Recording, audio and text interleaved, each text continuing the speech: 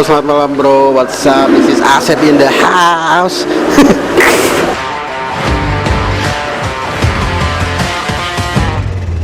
Thank you for your time, nih. Iya. Asep, buat cerita dong, sekarang lo daily hari-hari ini lagi sibuk. Sekarang gue lagi fokus balik ke dunia entertainment lagi, terutama stand up comedy. Gue udah mulai balik lagi untuk open mic, nulis-nulis materi gitu. Dan juga gue mulai silaturahmi lagi lah, ngejar untuk misalnya balik ke dunia acting gitu. Teman-teman gue yang di PH atau apa, gue silaturahmi lagi seperti itu. Sama gue kan kemarin sempat di event organizer dan kerja kantoran. Nah, sekarang gue berhenti dari situ. Tapi untuk di IO gue tuh jadi freelancer aja atau per project gitu.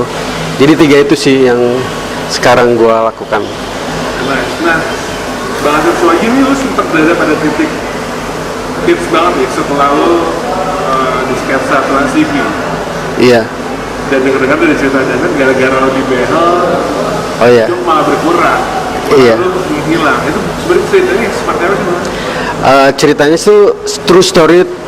Waktu gua masih tonggos banget, gigi gua jelek habis, muka gua sekarang masih sih, cuma nggak separah dulu gitu lah bro. Banyak kayak ada produser, bahkan artis senior juga kayak nyaranin ke gua gitu. Dia bilang, gigi lu tuh jangan diapa-apain gitu ya, maksudnya itu tuh aset gitu. Gue inget Pok Nori waktu di talk show gitu bilang kayak gitu. Pokoknya ini ada aset dan lucu gitu. Produser juga ada yang nyaranin kayak gitu, jangan diapa-apain. Tapi karena mungkin waktu kecil gue tuh sering dibully gara-gara gigi tonggos gue gitu. Itu bikin gue mungkin ada semacam kayak dendam kali atau trauma atau apa gitu ya. Jadi gue bener-bener nekat atau bertekad untuk ngebehal gigi gue gitu. Dan alhamdulillah sekarang gigi gue mundur. Begitu juga karir stand up comedy gue. Iya. Dan setelah lu mengalami fase karir yang gara-gara lu di BL terus gigi rapi terus jadi mundur, yang lu rasakan apa nih Bang Asep sekarang? Atau waktu itu? Karena lu udah naik lagi nih ceritanya. Iya, sebenarnya waktu itu gigi gue kan masih di behel dan masih jelek juga kan, belum rata gitulah. Di sketsa komedi waktu itu masih kepake juga gitu. Muka gue masih jelek dan lucu gitu, masih dipakai. Dan sketsa kan gue hampir 1 tahunan gitu. Dan karena stripping itu Senin sampai Sabtu, gue tuh jadi berkurang bikin materi, terus istilahnya tuh open mic sama kumpul sama anak-anak stand up yang lain itu berkurang banget gitu. Jadi gue tuh setelah dari sketsa itu, gue kayak ngerasa balik lagi ke awal untuk adaptasi lagi atau apa gitu. Atau bisa dibilang gimana? Kenapa? Bisa dibilang star syndrome atau gimana waktu itu? Sindromnya aja kali ya, starnya enggak. Gue nggak sesetar itu kali bro. Ya ya mungkin karena kesibukan itu aja sih sketsa gitu, jadi nggak terasa lagi stand up komedinya gitu. Dan setelah balik ke dunia stand up komedi lagi karena sketsanya gue bungkus, gue struggle lagi lah gitu. Maksud ditambah waktu itu juga komika-komiknya tambah lebih banyak, lebih bagus, jadi kan persaingan lebih ketat gitu ya. Dan ya udah, jadi gue struggle lagi dari situ.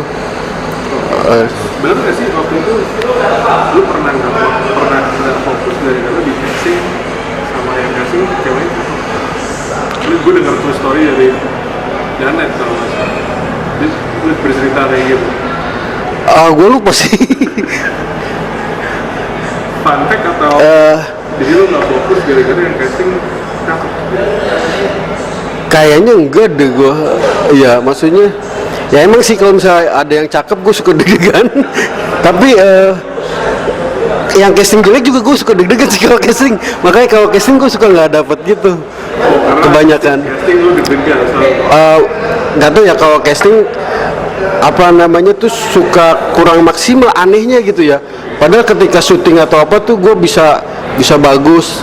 bisa apa namanya memuaskan gitu. Tapi kalau ketika casting nggak tahu kenapa gue suka nggak maksimal aja gitu. Gue juga heran gitu, dan terus terang jarang juga casting yang tembus gitu ya. Cuma ada beberapa, dan kebanyakan sih gue kayak main di apa film-film atau apa juga karena gue kenal sama ininya si direktornya atau apa gitu. Dan gue cuma apa tes screen aja gitu ya. Casting juga mungkin casting cuman enggak casting yang apa yang gimana banget gitu ya, dan nggak bikin gua kayak deg-degan atau kehilangan percaya diri kayak gitu. Nah di kampus trilogi itu gue nonton tuh bahasa Besun. Iya. Lu perform lagi gitu. Itu sekian kali lu perform lagi atau Inggris tuh juga perform ya? Apa Batavia itu ya? Batavia Joker ya. Gimana lu bisa comeback lagi pasca goyang gitu, dan sempat lu kalau nggak salah kehilangan beberapa momen-momen seperti itu. Dan bangkit lagi, ini yang penting di pertanyaan pentingnya adalah bangkitnya lu lagi. Oke. Suwaji yang gua kenal tahun 2010-an kunci ya, kalau nggak salah 2010 ya. 2011 ya. Itu gimana tuh? Iya. Pertama gue mau make sure kalau waktu gue perform yang di apa namanya di show yang terakhir itu yang lu lihat, yang Sun Jaksel ya, itu gue bagus kan? Yes.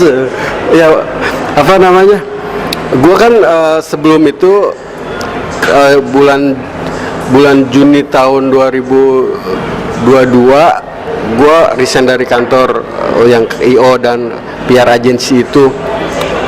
Itu juga salah satunya karena disebabkan gaji gue tuh nggak lancar gitu, telat, macet dan sebagainya. Padahal gue udah berusaha lah untuk bener-bener all out kerja gitu, dan gue ngerasa kecewa di situ gitu. Terus ya gue ngerasa gagal gitu. Padahal kan gue udah merelakan sesuatu yang gue suka atau gue cinta, yaitu stand up comedy atau dunia entertainment di stand up comedy. Gue tinggalkan demi ke event organizer ini, dunia event organizer ini. Tapi di dunia event organizer ini gue juga endingnya ngerasa gagal gitu, karena ya gajinya telat digituin dan sebagainya gitu. Dan gue berpikir gitu, kalau misalnya nanti gue tua, gue bekerja di event organizer dan mengalami kejadian serupa gitu yang tidak mengenakan dan membuat gue merasa gagal, gue gagal di dunia selain stand up comedy itu jauh bakal lebih sakit daripada gue gagal di dunia stand up comedy gitu. Jadi gue memutuskan untuk udahlah gue balik lagi ke dunia stand up comedy dan entertainment. Kalaupun gue gagal, pasti gue nggak bakal sesedih atau sedown kalau misalnya gue gagal di tempat lain selain stand up comedy gitu. Jadi lu nggak mau gagal di luar dari stand up? Iya, maksudnya kalaupun gue gagal, gue sebenarnya nasib orang siapa tahu kan ya. Kalaupun gue gagal di dunia stand up sekarang gitu ya, pasti nggak bakal sesakit atau sedown kalau misalnya gue gagal di tempat lain. Maksudnya gue kan pengennya terus di dunia stand up comedy dan entertainment. Tapi waktu itu gue istilahnya menepiskan dunia stand up comedy dan ke dunia yang lain gitu ya, event organizer. Mungkin juga karena tuntutan ini juga kali ekonomi atau apa gitu, karena jobnya berkurang dan sebagainya, gue ke dunia event organizer. Tapi di satu sisi kan gue kayak menepiskan sesuatu yang gue suka dan gue cinta gitu. Terus ya akhirnya gagal di dunia yang bukan gue suka atau gue cinta, jadi event organizer itu. Dan itu sakit banget gitu ya. Nah itu terjadi tahun kemarin gitu. Kalau misalnya terjadi di misal 10 atau 20 tahun lagi ketika gue udah tua, gagal di tempat itu gitu, pasti gue sakit minta ampun gitu ya. Dan gue nggak punya chance lagi untuk istilahnya itu berjuang berjuang untuk sesuatu yang gue suka gitu. Makanya gue balik lagi ke stand up. Nggak apa-apa kalaupun gue mesti gagal di stand up atau di entertainment ini, nggak apa-apa gitu. Gue gagal, tapi gagal di tempat yang gue suka atau gue cinta. Maksudnya gitu, ngerti nggak ya? Aduh, ya gitu. Lalu strategi lu yang sekarang mau lakukan apa nih Bang Asep? Ketika lu comeback lagi sebagai Asep Suwaji? Iya. Yang nampilin Asep Suwaji di tahun 2011 lumayan bagus sih menurut gue sebagai penonton kan. Alhamdulillah ya, strategi gue sih, gue juga sadar gitu ya kalau sekarang tuh banyak banget apa istilahnya yang bagus-bagus, yang baru-baru, kompetisinya ketat banget dan sebagainya gitu, bener-bener apa jauh banget ya dari awal-awal gitulah persaingan atau kompetisinya gitu ya. Tapi ya mau nggak mau gue harus bener-bener berjuang lebih lagi gitu ya, beberapa kali berjuang dari yang awal-awal gitulah untuk bisa berkompetisi atau bisa apa hidup di dunia stand up gitu ya. Ya jadi gue ya biasa apa open mic, nulis materi, apa namanya bersilaturahmi dengan anak stand up komedian lain. Terus gue juga mau ngonten juga sih. Itu udah bikin sketsa sendiri yang di Instagram. Iya ada. Mantan anak sketsa ya. Yang mantan anak set saya ada sih itu. Orang Arab itu kan. Ya, ya itu juga salah satunya gue buat bisa kembali ke dunia entertain di bidang acting gitu. Ya gue pengen ini lagi sih siapa berjuang. Gue pikir kalau misalnya gue apa namanya tambah effort gue gitu ya dan fokus gue, insya Allah gue bisa. Kenapa nama Asep Suwaji itu juga pertanyakan tidak ada di list stand up fest? Apa karena lo menghilang atau memang ini dirasa oleh presiden lo kurang atau gimana? Ini untuk menghibur diri gue aja sih. Ya, gue kan waktu apa habis dari kantor gue fokus ke stand up comedy Indonesia, bahasa Indonesia ya. Sampai bulan Desember itu sampai gue naik di Sun Jakarta Selatan. Nah setelah di Sun Jakarta Selatan gue memutuskan untuk fokus ke bahasa Inggris. Jadi gue ke Bali, gue tinggal di Bali selama kayak 3 bulanan gitu. Gue di sana hampir tiap hari apa bahasa Inggris, stand up comedy, perform. Iya, kayak gitulah. Pokoknya apa? Ya gue beneran fokus di bahasa Inggrisnya ya. Apa workshop dan sebagainya gitu. Fokus biarpun cuma 3 bulan. Ya materi gue yang apa? Yang 3 bulan di sana berat gitu ya. Kayak bulan pertama kan untuk adaptasi. Bulan kedua gue mulai depresi.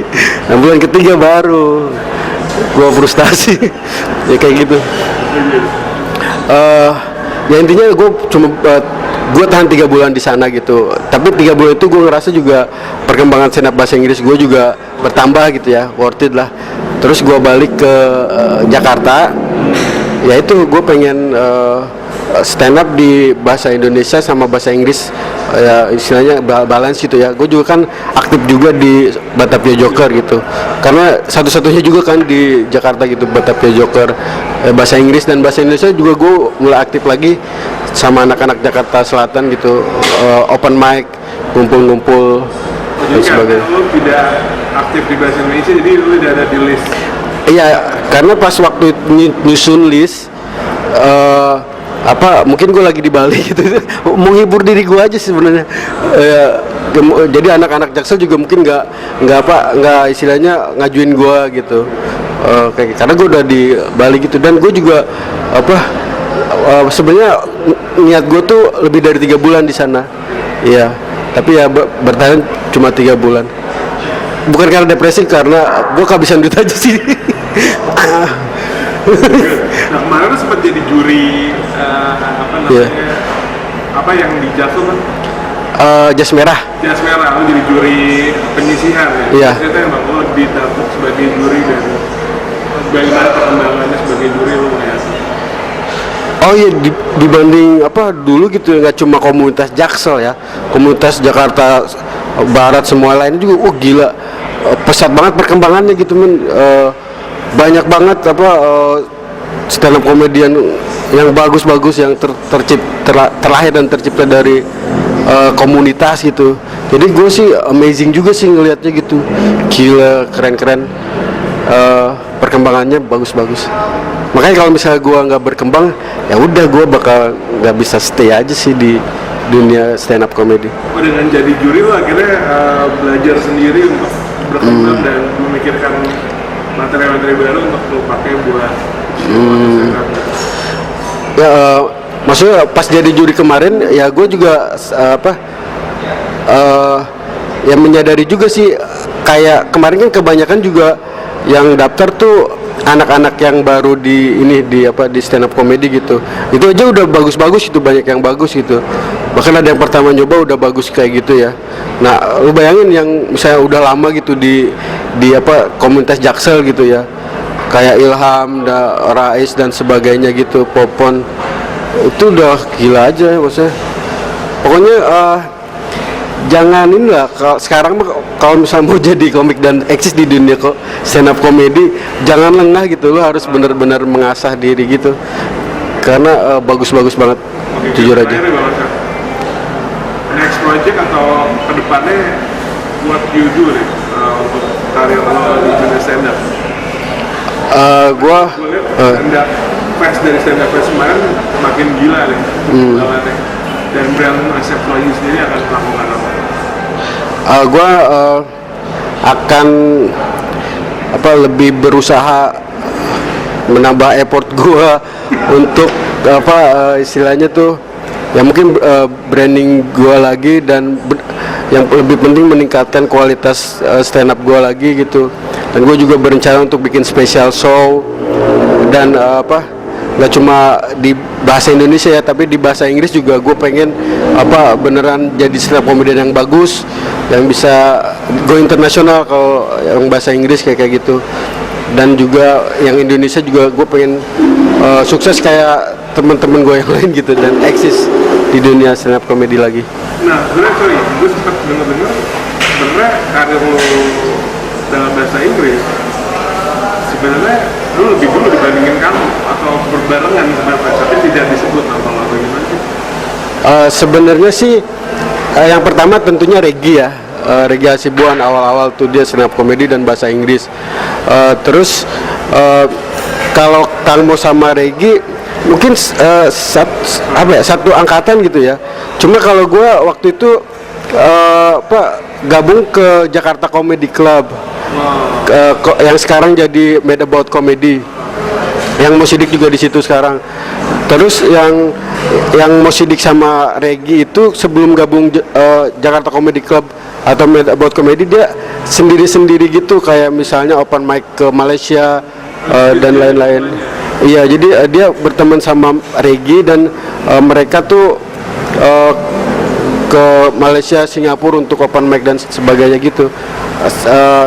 Setelah itu one day kita ajak gitu kan untuk kolaborasi bareng di Jakarta Comedy Club yang bahasa Inggris dulu gitu, yang sekarang Mad About Comedy gitu. Dan akhirnya sekarang ya bersatu gitu lah, maksudnya campur. Masa waktu mereka tur ke Edinburgh ke UK nanti gimana? Iya. Support atau lu merasa harusnya gue juga tuh ikut atau gimana? Sebenarnya kalau sedih ya, mungkin sedihnya karena ke guanya gitu ya, gue nggak nyalain orang lain of course. Kalau ke diri lo sendiri? Iya, karena gue ya nggak dirasa kompeten untuk pergi ke sana gitu. Mungkin juga karena nasib gue juga satu gimana, pokoknya gue istilahnya tuh menyalahkan diri sendiri, bukan orang lain gitu. Tapi di samping itu gue juga seneng gitu, dan bangga juga sama mereka yang pergi ke sana gitu, karena ya emang ini juga istilahnya cita-cita dari dulu gitu, kayak mengirimkan delegasi stand up comedy ke festival-festival stand up comedy di luar negeri gitu, kayak ya di Edinburgh of course gitu.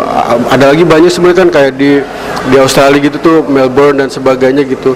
Karena dulu kan Malaysia ada yang dikirim ke saya, tapi Indonesia nggak ada gitu.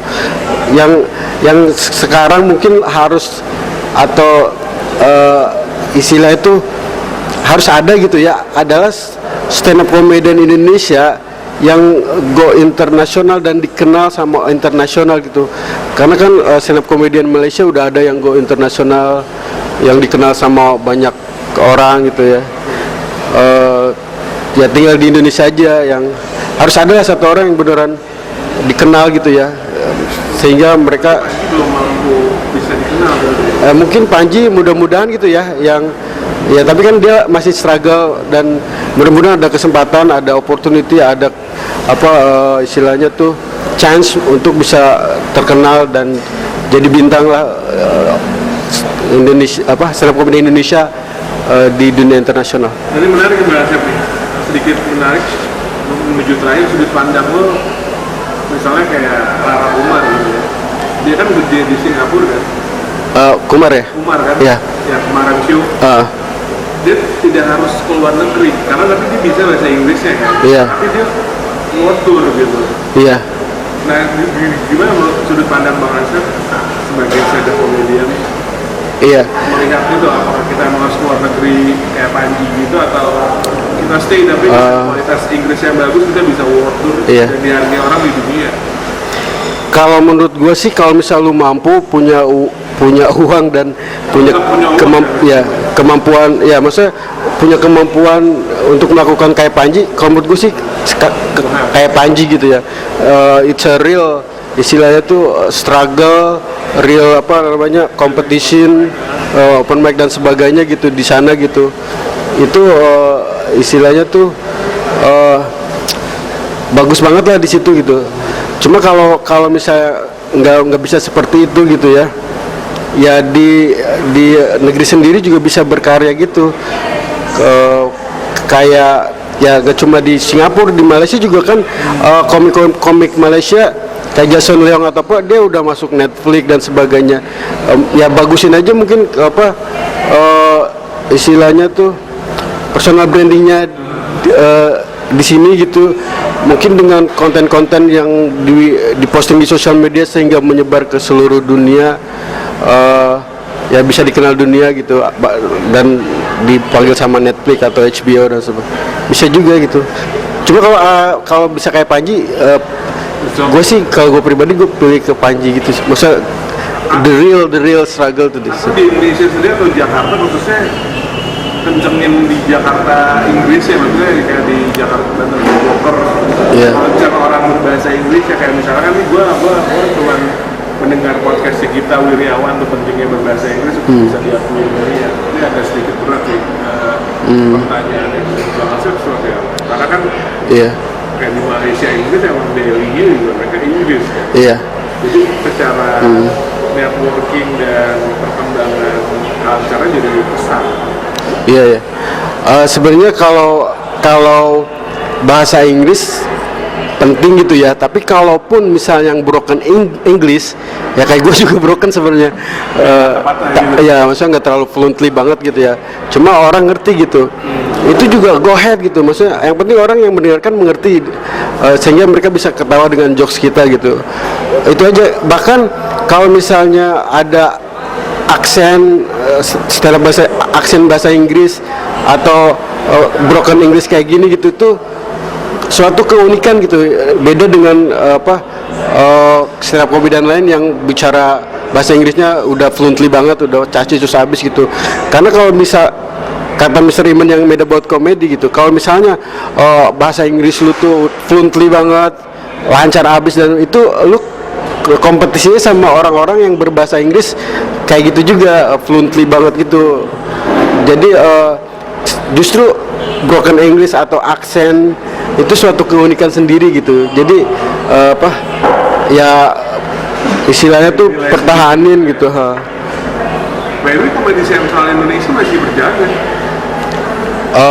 Itu kurang tahu sih, tapi gue nggak lihat lagi ininya sih, konten-konten yang diupload terbaru gitu. Oke, Bang Asep, terakhir nih, bagaimana cara bertahan atau comeback kalau Asep Suwaji untuk mereka-mereka yang baru mulai atau mereka yang udah nyerah di tengah jalan, kan karena banyak orang yang akhirnya dalam karir stand up-nya berhenti di atau cabut dari stand up comedy. Iya. Ya lu tanya lagi dah ke diri sendiri gitu, ke hati lu gitu. Kontemplasi, maksudnya tanya apakah benar-benar lu mencintai stand up comedy gitu ya, apakah lu ready dengan segala konsekuensinya gitu, seperti kegagalan sebagainya gitu. Karena ya kayak gue aja gitu, kalau misalnya pun gagal di dunia stand up comedy, gue nggak bakal ngerasa sedih karena ini adalah dunia gue gitu ya. Maksudnya apakah cinta lu atau keinginan lu untuk stand up comedy itu benar-benar apa, panggilan hati atau callingan hati gitu, dan sesuatu yang nggak bisa lu tinggal gitu ya. Kalaupun lu tinggal, lu pasti balik lagi gitu ya. Apakah seperti itu gitu? Kalau misalnya seperti itu ya hajat terus stand up comedy, karena istilahnya tuh di stand up comedy juga, maksudnya kalaupun lu gagal di karir gitu ya, tapi ketika lu melakukan atau berproses dan lu happy dalam proses lu itu di stand up comedy, gue rasa itu udah suatu bagian dari kesuksesan deh. Maksudnya udah suatu reward tersendiri gitu, dan merasa happy ketika melakukan prosesnya itu. Iya gitu sih men. Oke, Terakhirmu. kata hari ini dari Bang Asep apa? Kata-kata hari ini ya, apa ya?